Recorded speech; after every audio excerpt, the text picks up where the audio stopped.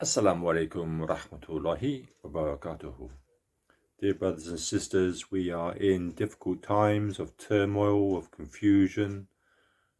We are facing a crisis of perception of how we see the world. Each day is now a challenge for us, and it is happening globally. Please do not be despondent.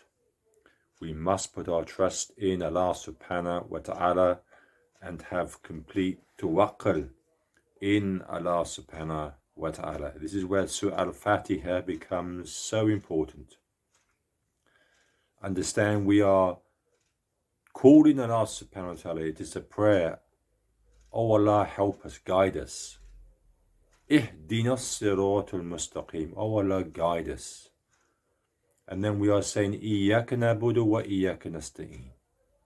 You alone we worship, and you alone we ask for help. And Allah subhanahu wa ta'ala responds. He is Ar-Rahman Ar-Rahim. Alif Lam Mim. Dhalika al-kitabu la rayba fi. You ask for guidance. The guidance is the kitab, and the kitab is the Quran. And we have to, inshallah ta'ala, turn to Allah subhanahu wa ta'ala in order to be able to penetrate the Quran.